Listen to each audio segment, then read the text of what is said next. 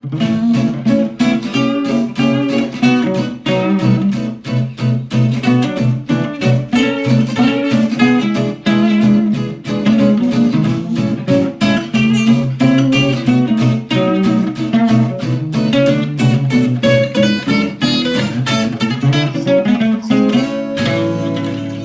today I'm going to be speaking to Clive Hedger.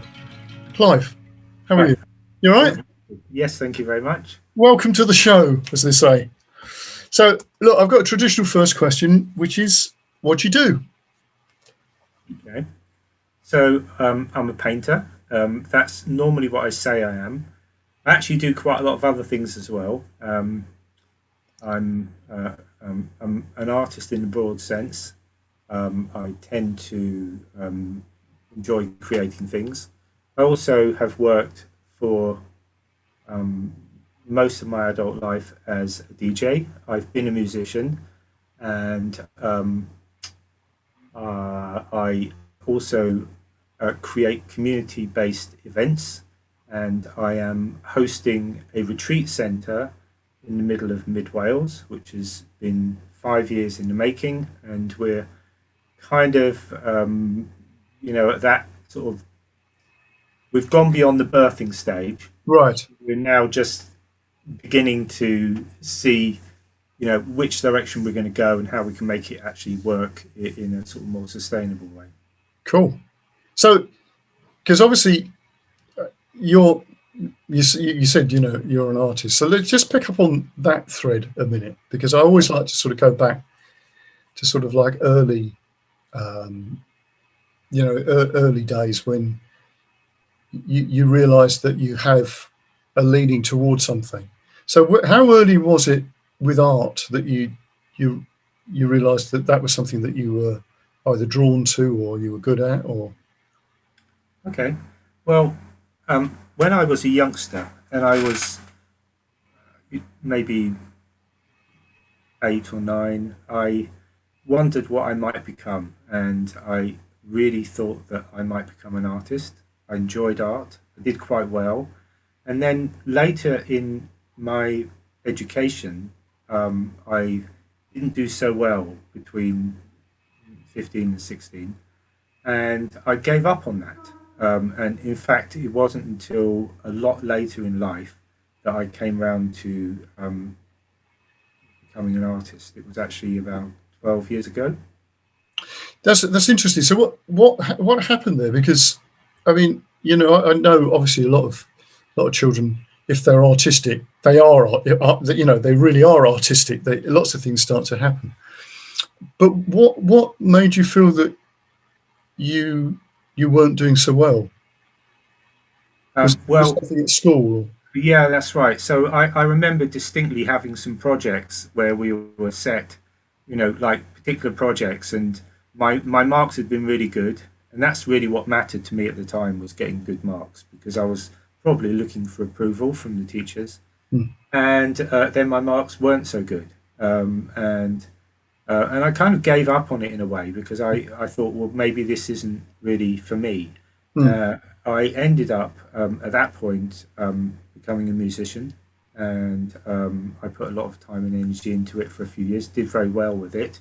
Became semi sort of known at the time in the Yeah. '80s, and uh, and that lasted for a little while.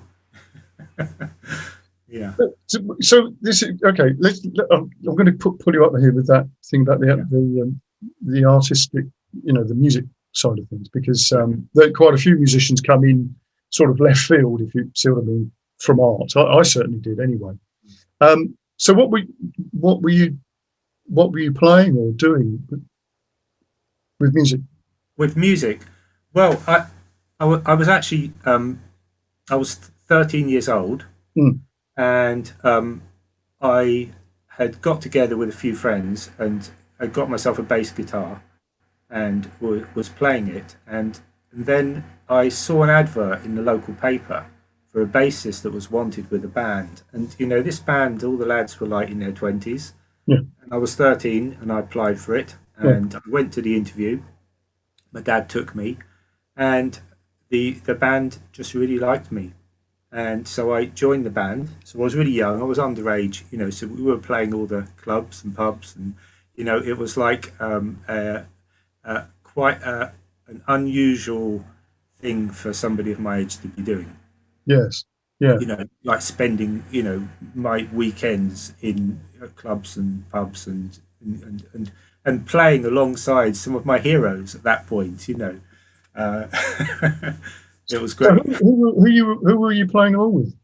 Yeah, well, I played in a band called the Bees, and this was in the early '80s, Right. and so we did quite well in terms of like we made like some recordings and that, and and we were on the verge of like some kind of big success, and I decided that at that point that I really didn't want fame, and it was probably quite a good thing Mm. that I chose out of it at that point. That was when I was about 18, so I'd spent a few years in the band, and at that point I took up what would be considered to be a spiritual path. I took a guru. I endeavoured to ask some questions that had been puzzling me. Yes. Yeah, and I think that was really important at that point. Maybe it's not a time that everyone would do it, and also in a way, I gave up a lot. I gave up most of my possessions, and did that whole renouncing thing that we Right. always do. Yeah, Wow. So yeah, so where you said you got yourself a guru. Did you go, or did you do? yeah. Well, at that point, I was in Brighton. I was travelling around seeing Oh, my teacher that was at some point something happened within the sort of the relationship that I had with this particular guru, and I just went off. What I realised was that actually I needed to find anything I saw in another person. I needed to find it in myself. yeah, And that's been a very long journey to yeah. get to the point. And in fact, I've actually learned a lot from lots of people, and it's been really amazing to have lots of people. But I've not ever had another person where I've devoted a sense of like you're going to be my sole teacher. Um, you know, yeah. So we've veered a That's little bit interesting. off of the artistic thing, really into music at this point, which is quite interesting. Yeah, Yeah, yeah, yeah. Wow. So you've had this is interesting because already up to this point you've got this sort of thing where where sort of art from early on seems to be important. And then mm, there's a sea change. yeah, It becomes sort of music, and then there's another sea change here, sort of yeah. thing. This is a interesting thing. So where does that where does that take you then, Clive? Yeah, well, and actually, what I'm realizing here is that I played in the bands for a while, and then when I took up a spiritual path, I had a few years where I'd given because I gave all my equipment away, Yeah, including like I had like expensive equipment. yeah. It was nice, and everything I just gave it away, and then after a few years of just not playing, I started to wonder what am I going to do, and I got asked at that point if I'd like to DJ various things, and I put quite a lot of energy into DJing for a little Right. while. That went, and this was like prior to the time when DJing was a thing. Like it wasn't so much of a thing. It was like the early '80s into like the '90s, and then I went through as a DJ later. I got involved with the Five Rhythms dance practice Yeah. in the late '80s and set up the largest dance group in UK in the world, actually, All right. with others in Brighton. In the I think it would have been the late '80s or early '90s. I think this was, and this So this ran. is five. Is this five rhythms, or this is Yeah. a yeah? Yeah, so in a way, like working with dance in that way was another way of working with creativity. So, Mm. and particularly because dance is one of those areas of creativity where there's nothing really to show for it at the end of it. You've just done it. Yes. you know? Yes. Yeah. Yeah. Um, I did an interview a little while ago with Dee Dee Wild of, Okay. Trans People. And I know that it's obviously quite a commercial Yeah. film. But obviously Dee Dee was Stuart Wild's twin sister. Yeah. So, but so it's interesting because it's like you could tell all the time there was this other resonance going on, apart from the fact that they were very, very successful at what they did. Mm. And they were that sort of the the sort of you put this like the public face of dance of Yeah. that time, being on TV and stuff. Mm. But that's not what was driving them. No. There was something else going on there, Yeah. and particularly with her. So and I think that's interesting because it's like at the end of the day, although they were incredibly famous, they didn't really make a lot of money out of it. Somebody they weren't paid very much by the BBC, as it turned out. Oh, So okay.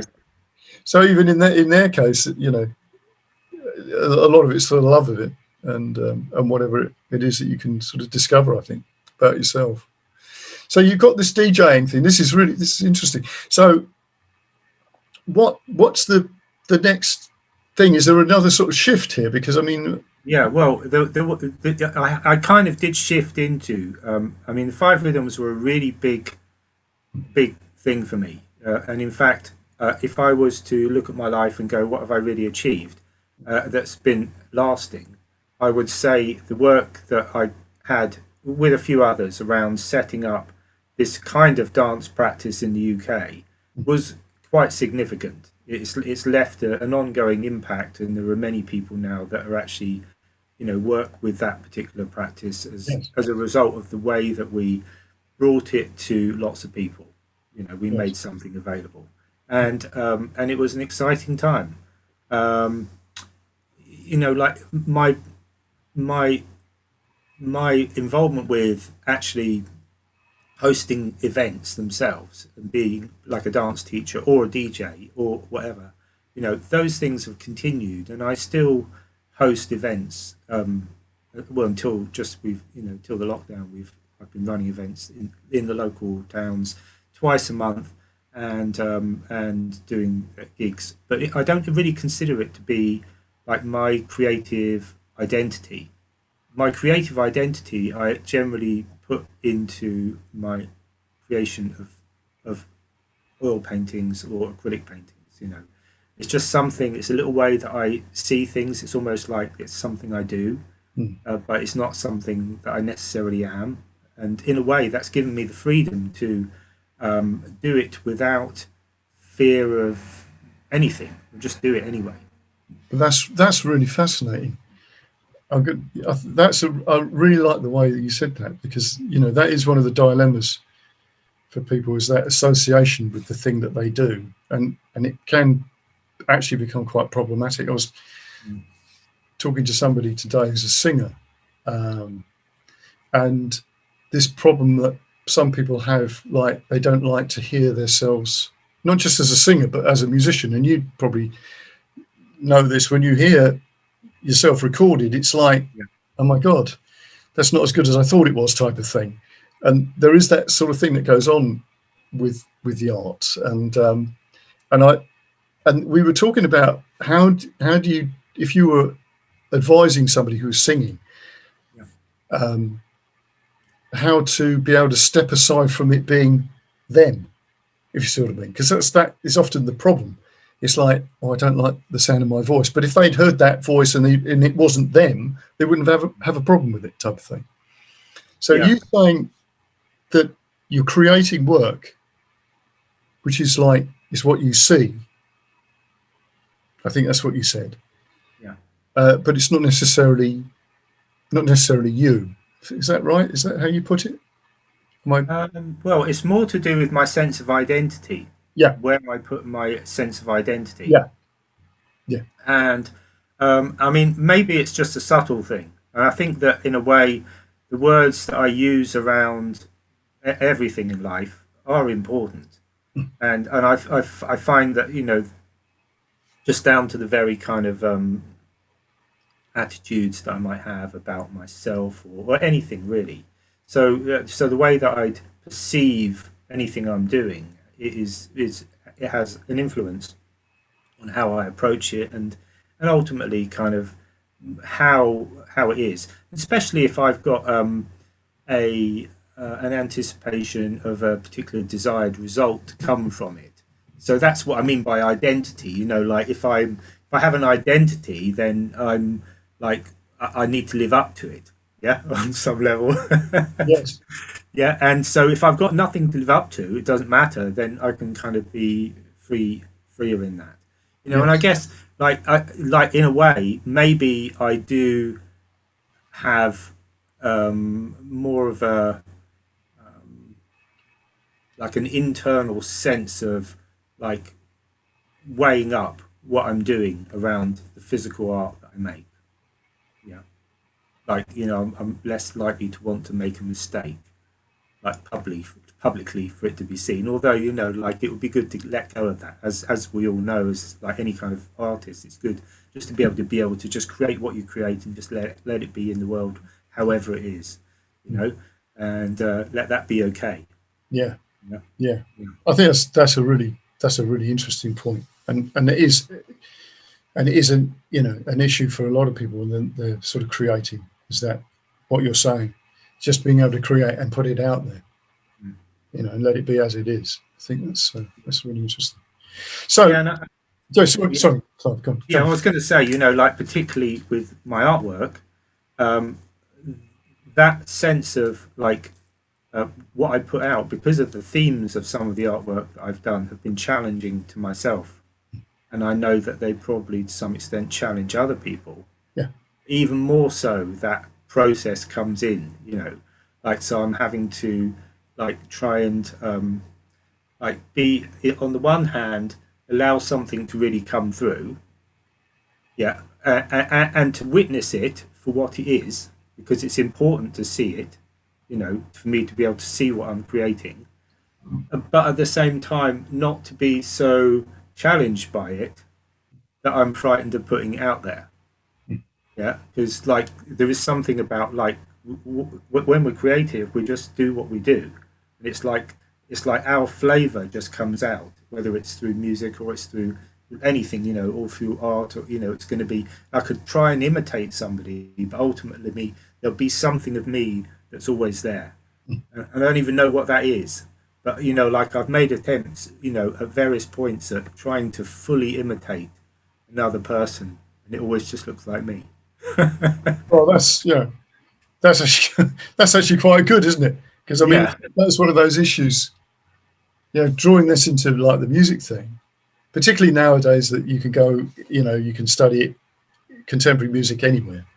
mm, Whereas at one time you couldn't, you just learnt off records and that was it. mm, But of course now it ends up with people who just sound like somebody else. mm. Technically very good, but it's sort of like, well, but who are you, type of thing. Um, and I think that's like you're saying when if you try, and I'm a bit like this, I could try to copy somebody, but I always it's me.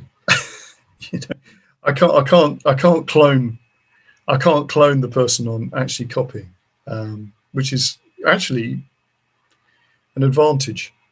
Yeah, So I can really resonate with what you're saying there. So now let's delve into the art because I'm interested in your. Um, I think you say on your website somewhere I was claimed by the bees. Now yeah, I want to pursue this because it's yeah, particularly. Did you not say that your band was called the bees? yeah, Yeah, yeah, and I like these synchronicities.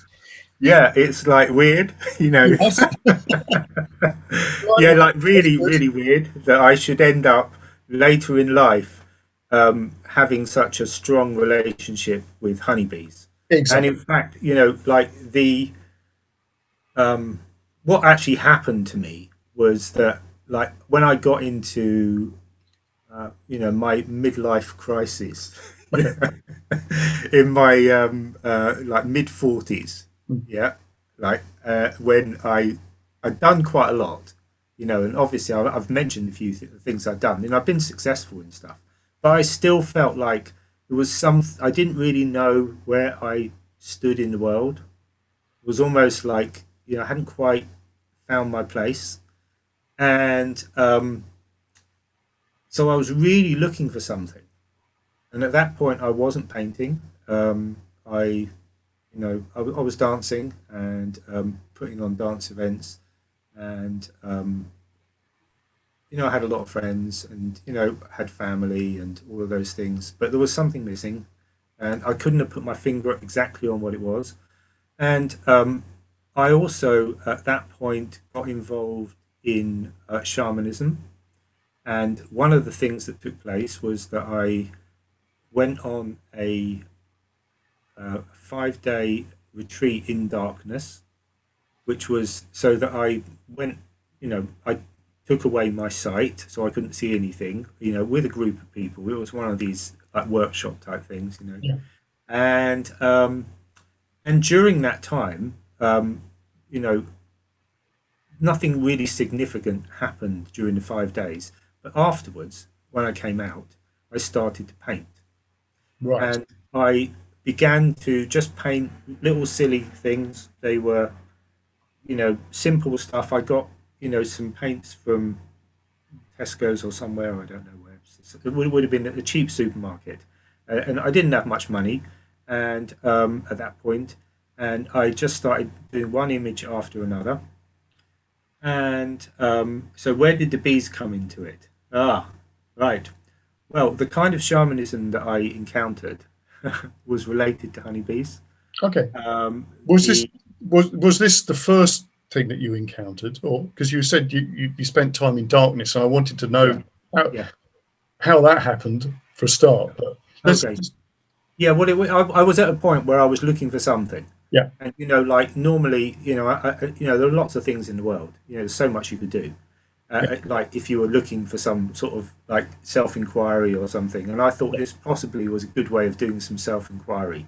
yeah, It was like the idea that a shaman would go off into a cave or something and they'd yeah. sit there for a long while. And I think I had a lot of expectations at the time that something was going to change, and it, not that I was actually disappointed, um, but two things came out of it. So I started painting, and I also took up working with bees. So I became like I started keeping bees, and I soon found that for some very strange reason, the bees wanted me to have a lot to do with them. So, like normally when you take up beekeeping, maybe you get a hive, and then a year later you might get another hive or something like this.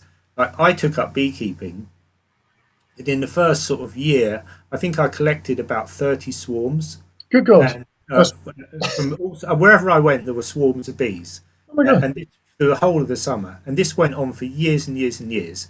That I seemed to be just surrounded by bees, and then very quickly, other people considered that I had some sort of special connection to bees. Maybe I do, maybe I don't. But I ended up with 40 colonies of my own in Sussex after a few years, and um, and I was kind of very much wanting to promote um, people in towns to take up keeping bees because I felt like one of the reasons why bees were suffering was down to the fact they didn't have homes to live in. yeah, Trees were cut down, so it became kind of a bit of a sort of a mission yeah, for me. And at the same time as this, I began working with painting, and I was starting to paint. The bees were coming into my dreams. I felt like I was having what would probably be described as a kind of quite strange connected life interwoven with the bees and the art that was coming out. mm, And as I said, like I'd had no training in art. It was about 14 years ago, maybe 13 years ago, and the paintings just it kept coming. And what would happen is be I'd be somewhere, I'd have a clear vision, and I'd go and paint it.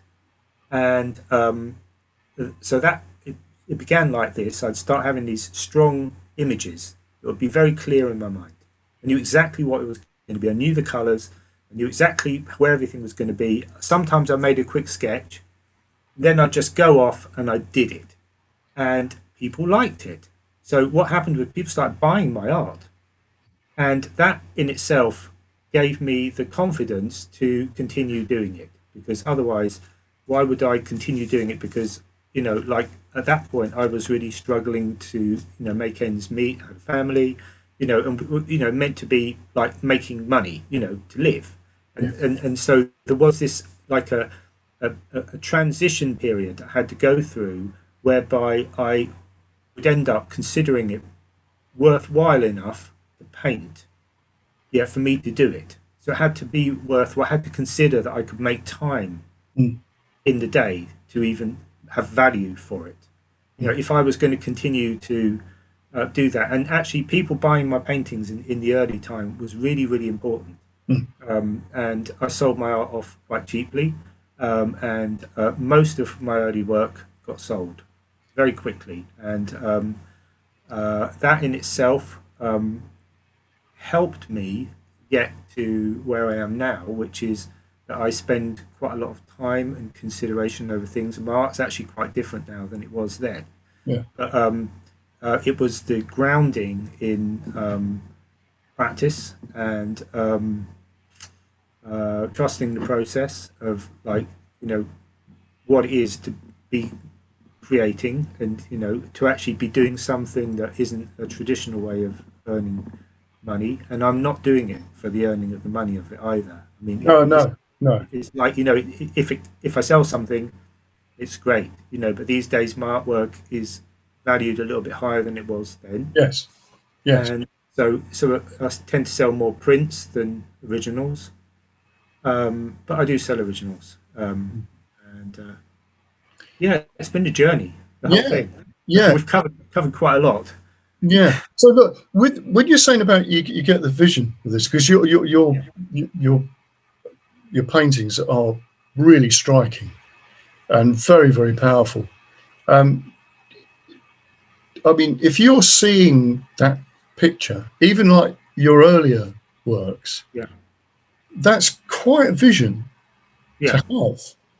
I yeah. mean, was that something that was different? Did that sort of, or did you always have that thing where you would?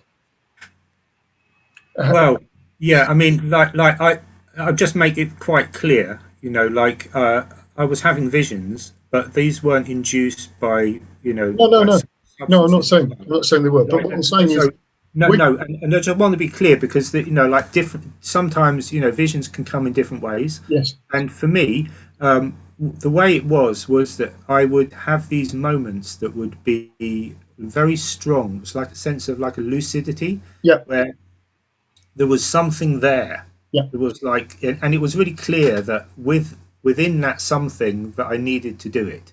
And some of the practice for me has been able to actually,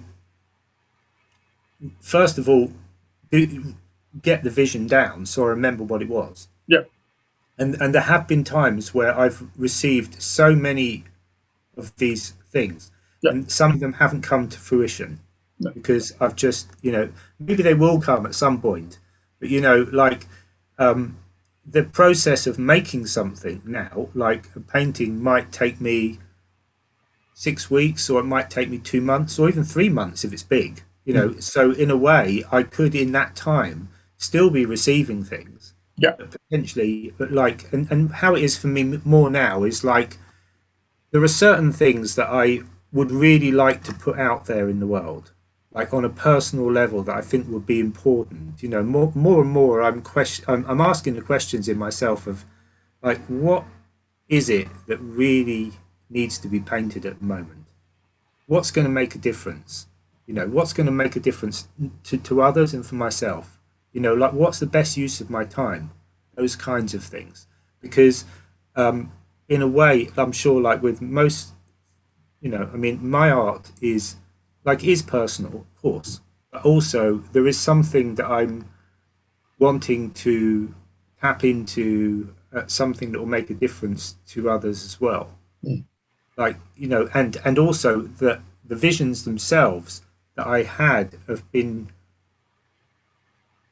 kind of like they've been powerful transforming energies in my own life, and particularly if I make a painting of something I've seen, right, and then I look at it for maybe, if I don't sell it, and I say I've got some here that haven't sold, and they're still here. I've been looking at them for years now. Every day I look at them. That has an effect. That I'm looking at this and still kind of puzzling as to what that is. Particularly if like it's very symbolic, my artwork, and the symbols speak to people in different ways. But particularly, obviously, I've painted them. Mm. A lot of this is for me as well. I'm sure that it's the same as a musician. When you're making music, that I can remember, like when I was a musician, being so transported by the music into other realms, where it felt like it was the most incredible thing that could possibly ever happen. Yes. It was this combination of like chords or notes together that working with others. It's just such an inspired moment when you Yes. have that, Yes. on a personal level, and regardless of what it sounds like to others. Yes. No. Totally. Now, Yeah, I want to go down a rabbit hole here. yeah, please. What you're saying about the work that you do, almost like you're creating an icon in a way. You're it has an effect on you. You're looking at it, and it's transformative as you're looking at it. You've created, and you're trying to work out also what that's telling you as well. If you see what I mean, this what it's a two-way thing. Now, I can say definitely that I've experienced that with songs that I've written. That songs that I've written years ago, that my life actually it actually happened in my life. A song that I wrote. I've written songs that have featured names of children that hadn't been born, that then were born into the family and given those names, and all sorts of things. And you go like, well, if it was just a one-off thing, you'd sort of go like, okay. But when it's sort of there is this sort of thin veneer there that if you sort of scratch on it, and it's like there's this other world sort of waving at you. Yeah, Yeah. yeah, But there's a feeling, and this is what I think, this is what I wanted to sort of say. There's a feeling about a song. Maybe this is similar to when you say you have an image of something, that it's there, and it's sometimes just out of reach, and it's almost like you can feel the song exists somewhere, and you're trying to sort of attract it in somehow, yeah, and you get little glimpses of it, and a couple of lyrics, bit of chord thing, and it resonates, and sometimes you get the whole lot all in yeah, one go. And I've always been fascinated by people's description of this. And Keith Richards has got a great description of that exact thing, which is all the songs are out there. You've just got to get your guitar and hook them in. yeah, And I've always thought that that's sort of, like some sort of transmitter, or receiver, that your guitar is sort of hooking this song into from out there into the physical world, and it's there, yeah, fully formed, like. And I, as I say, it's one of those things that you're trying to make sense of it, of that experience, knowing that you sort of can't make sense of it, if you see what I mean. Anyway, No, I really understand that process. And obviously, like the way that I create art is mostly I work on one painting at a time. And so I start something and then I finish it. And then there's this moment in the middle, right, when there's nothing. Yeah, there's nothing there. And at the moment, I'm really quite liking that because, like, because I don't really know where anything's coming from.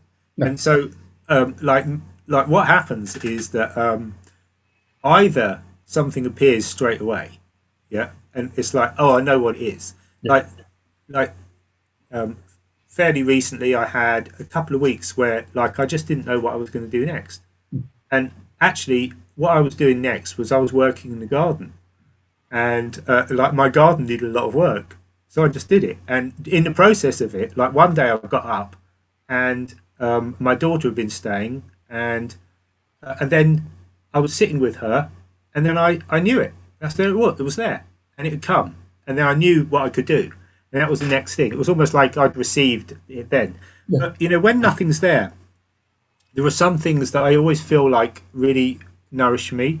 One of them is to be in nature. yeah, Really helps me. Just like if I'm really looking for some inspiration, then I need to engage in something that is going to nourish me. Or often, actually, maybe if I'm not being creative and I want to be creative, there's generally a good reason for it. yeah, And like the idea of whether or not we can muster up like the creativity, like going fishing for something. Like Keith Richards had said, to reel it in.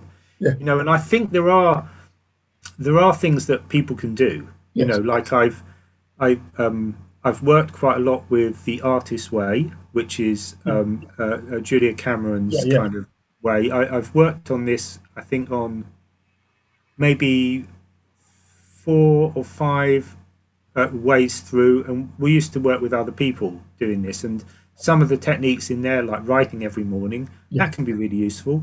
yeah, I think, and also, she recommends these artist dates, and I think which is basically going off and doing something just by yourself that would nourish the inner artist. And I think that kind of thing is really important as well. That's really helped me.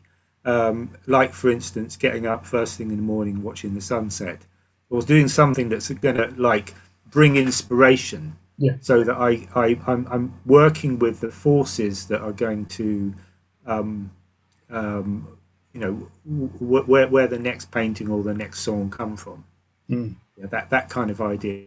Um, and but generally, I really feel that like when I'm not making something, it's for a very, very good reason. So I tend to really trust life and what it's doing as much as I can.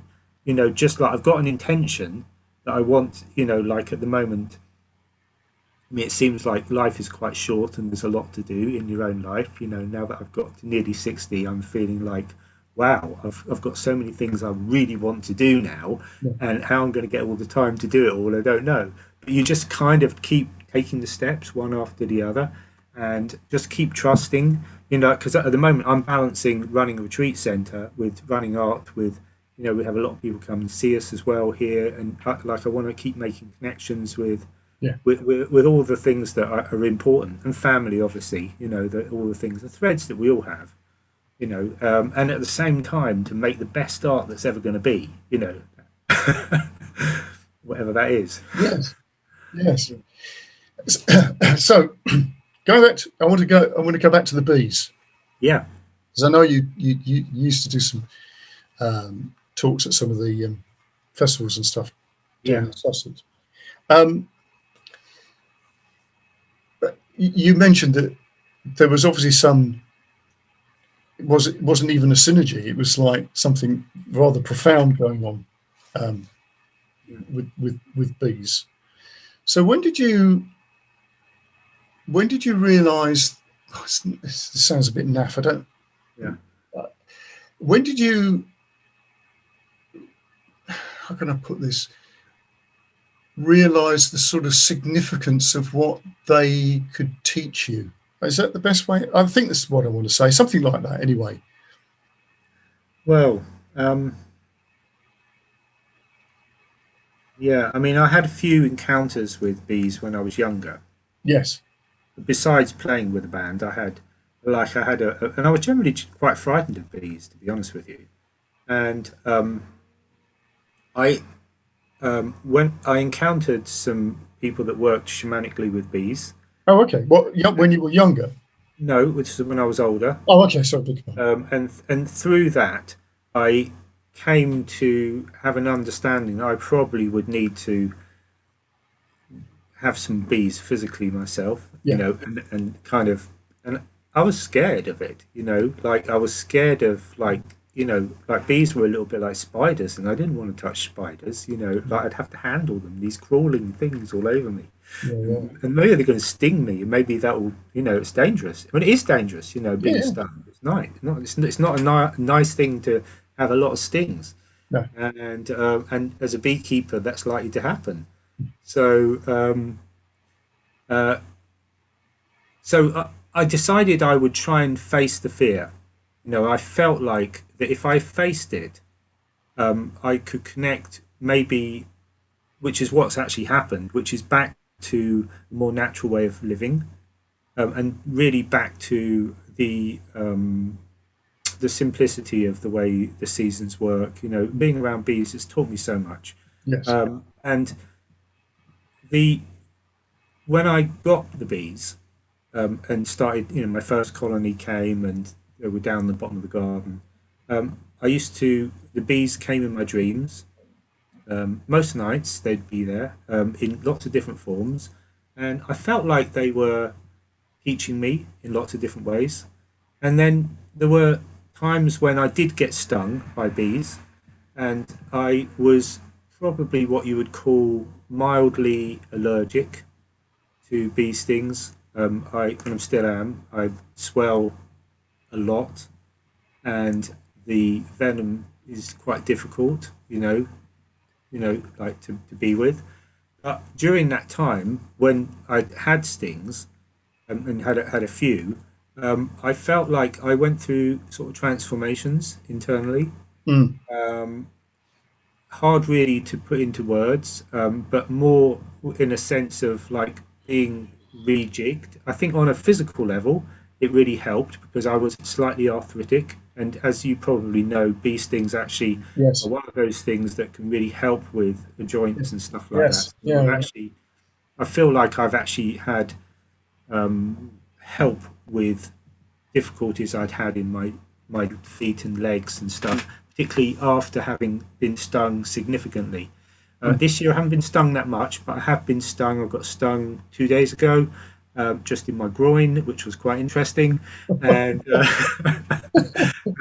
and I've just been with somebody a minute ago who's been visiting here who got stung on his eyelid of all places. I've never been stung on my eyelid, but anyway, so like you were asking when, it's been a slow process. Mm. And I feel like I just have developed a relationship with these creatures here, and which, um, communicating between an insect, like a species, Mm. insects, and humans is like, it can be done, but it's not so easy as maybe as you might communicate with dogs or something, but you can do it, Mm. and it's like it's like you have relationship, and it's a slightly different kind of relationship. And humans, I think, of a bit disconnected from insects in the insect world. We like birds, we like, sheep, and other animals on four legs, but insects are,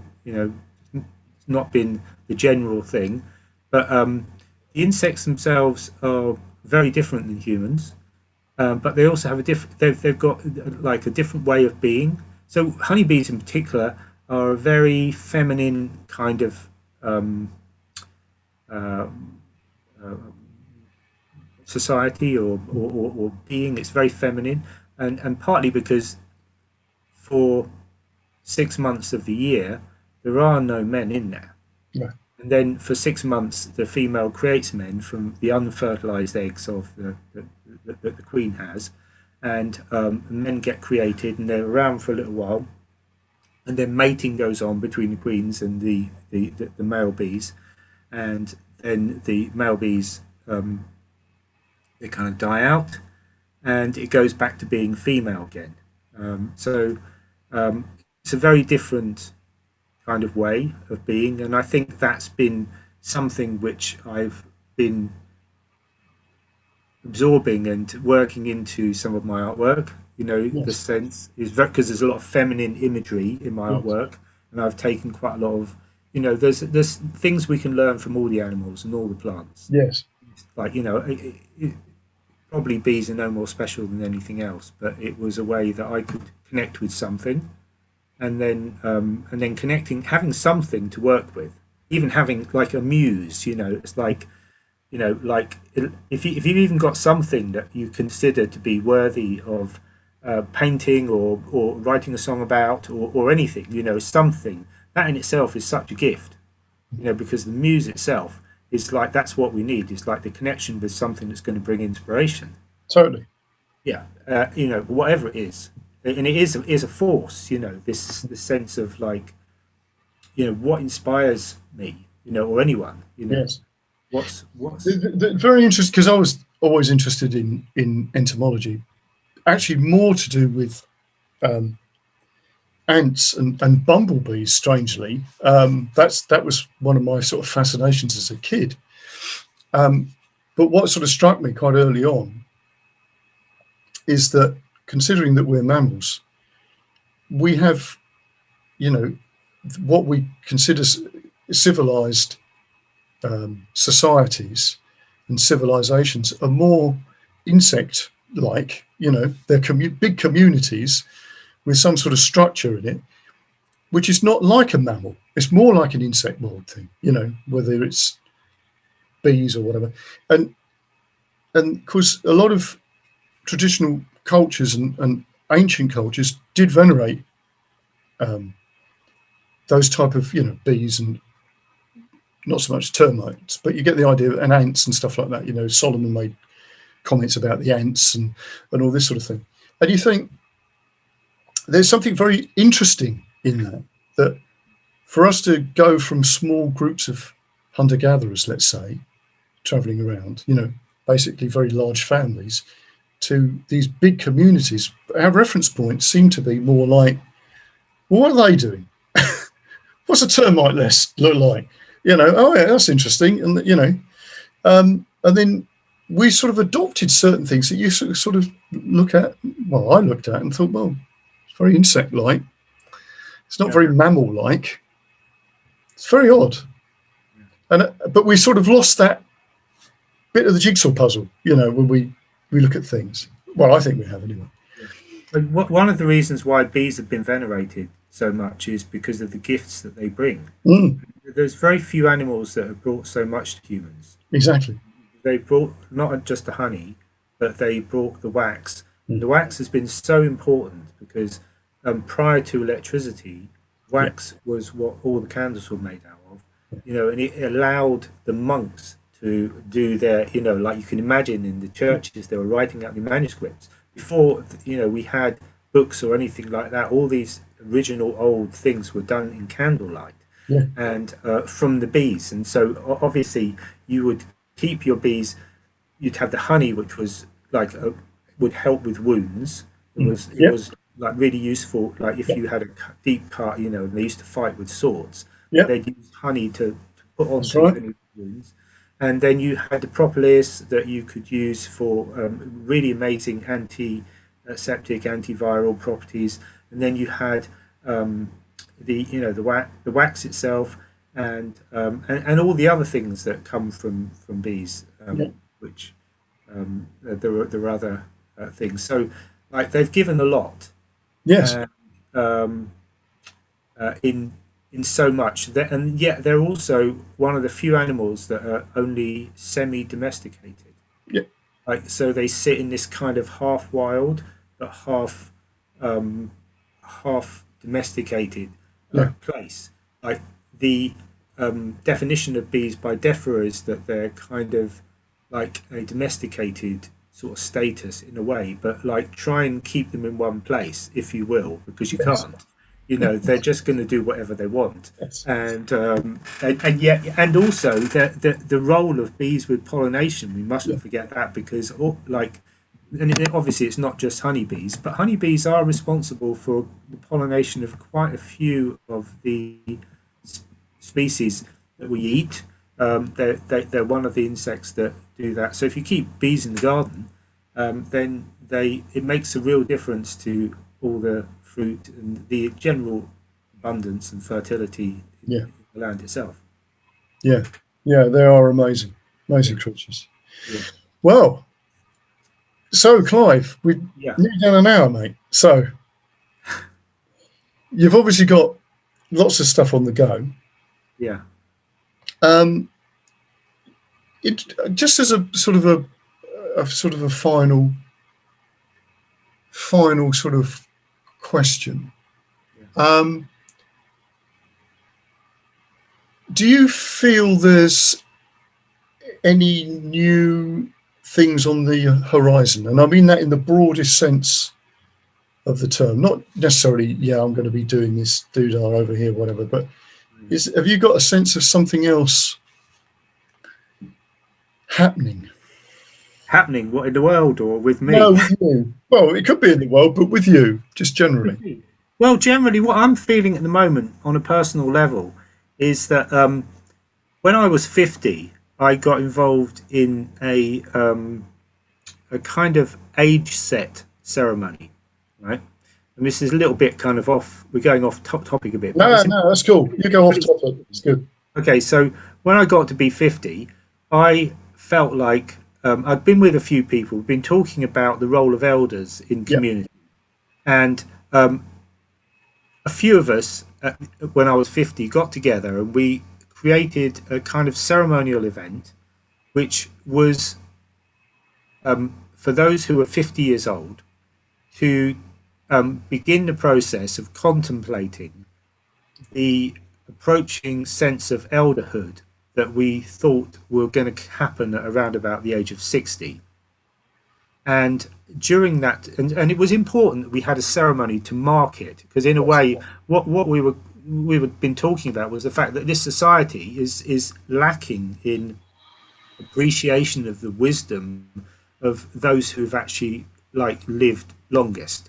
You tend to feel like the real wisdom is with the youngsters, really. Yeah, yeah. In this society, yeah. It's like the way that it is, and we were people. We were in our like 40s at that point, and we were contemplating this and meeting with older people. So I had this ceremony, and we had to do it ourselves. And we had an event that took place in the middle of the woods, and then we had an event that took place later in a building, and many things happened. But mostly, what happened is that I made a commitment towards something that would happen in 10 years' time.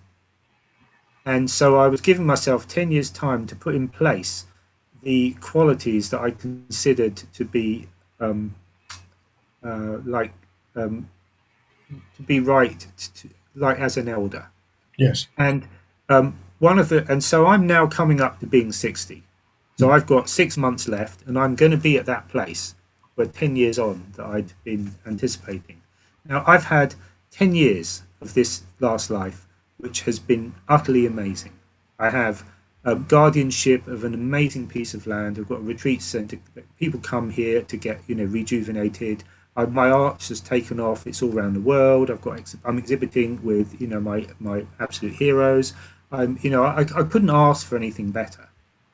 But, the real challenge now is when I get to be an elderhood, how do I start to pay it back? How do I start to put into practice a way of being able to share for those younger people who are journeying in the same way that I did when I was younger, Mm. looking for inspiration and answers like I did when I was younger? Yes. How can I help them along the way?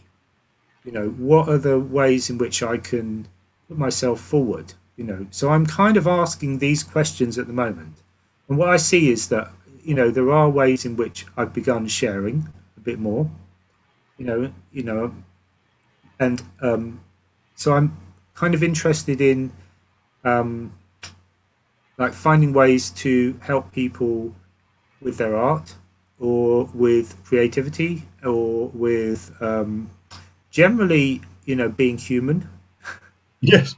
I'm kind of like I'm at that phase, because in a way, there are plenty of people out there wanting to say, "Well, I can help you," and I don't know entirely how it is I can help people, but No. I want to listen out for what that is, and I want to sort of just try and find ways, even if it's just like being able to say, like at the moment, we've got this beautiful retreat center, and people just like I've been really enjoying just coming to be here on the land. It's really healing and very nourishing just to be around, an environment where there's a lot of creativity. And I'm just wanting more of that, Yeah, and have that balanced in a way with all the other things that I'm doing. So there's a yeah, way that I'm giving back a little bit. yeah, Yeah, yeah. Yeah, I know exactly what you mean.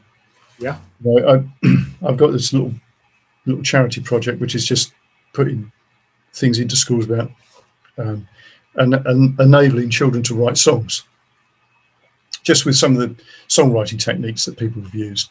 Really simple stuff.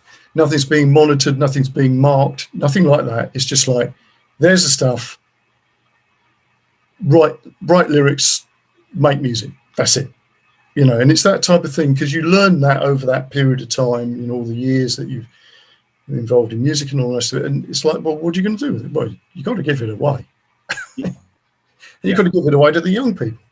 And and in that process of being creative, of course, people find themselves, don't they? yeah. But they don't do that to find themselves. They just find themselves in the process of doing things. And I think that's something that I think is particularly important. So yeah, I can see where you're coming from, definitely.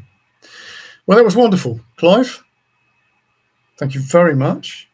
Very welcome. And obviously, you got lots of artwork on your website, so um, I shall put the stuff in the show notes where they can check your Yeah. work out, because it really is amazing stuff. www.clivehedger.com. Yeah, so I'll put that all in the notes, all right, so that people Great. can go straight to your work. All right. So Brilliant. thank you very much. Thank you. So big thanks to Clive. You really need to check out his artwork. So the links are on the show notes. His work is amazing, and really sort of startling images. Very hypnotic. So yeah, check that out. And then there's obviously details about Blues Camp and all the other things we're doing, the magical songwriting and all the NLP stuff, and links to Patreon. Okay, good. So until next time, see you then.